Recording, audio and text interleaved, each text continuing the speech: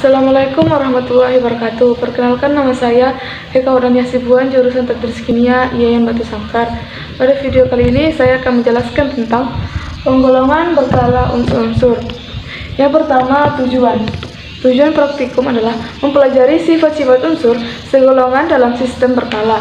Yang kedua, mengganti reaksi dan warna nyala beberapa unsur alkali dan alkali tanah. Yang ketiga, menganalisis suatu sampel yang mengandung satu unsur alkali dan alkali tanah dan satu unsur halida. Yang kemudian, landasan teori. Pada tahun 1869, Dmitri Ivanovich Mendeleev melakukan pengamatan 63 unsur dan mendapatkan hasil bahwa sifat unsur merupakan fungsi periodik dari massa atom relatif. Mendel selanjutnya menempatkan unsur berdasarkan kemiripan sifat pada satu lajur vertikal yang disebut dengan golongan.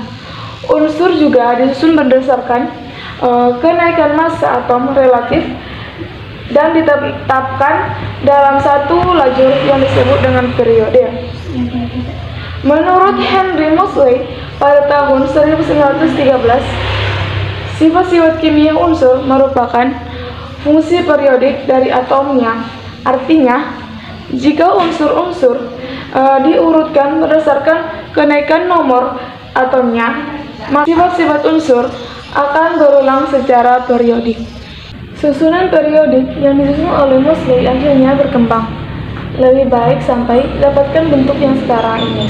Dengan mengikuti hukum periodik bahwa unsur disusun berdasarkan kenaikan nomor atom, maka sifat unsur akan berulang secara periodik.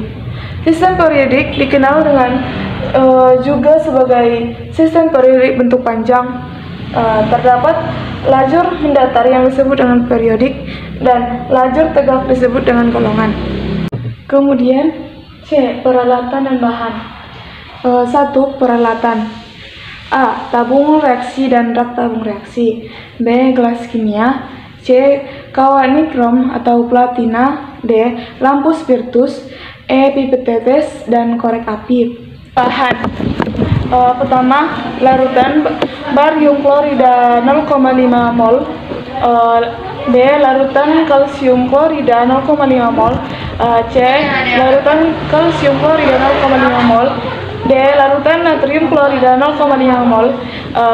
E. Larutan hidrogen klorida 1 mol dan 6 mol. F. Larutan natrium bromida 0,5 mol. Kemudian prosedur kerja.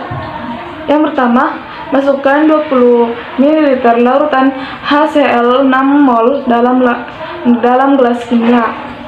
Yang kedua, masukkan 2 mol larutan barium klorida 0,5 mol, kalsium klorida 0,5 mol, kalium klorida 0,5 mol, natrium klorida 0,5 mol, HCl hidrogen klorida 1 mol, dan natrium bromida 0,5 mol.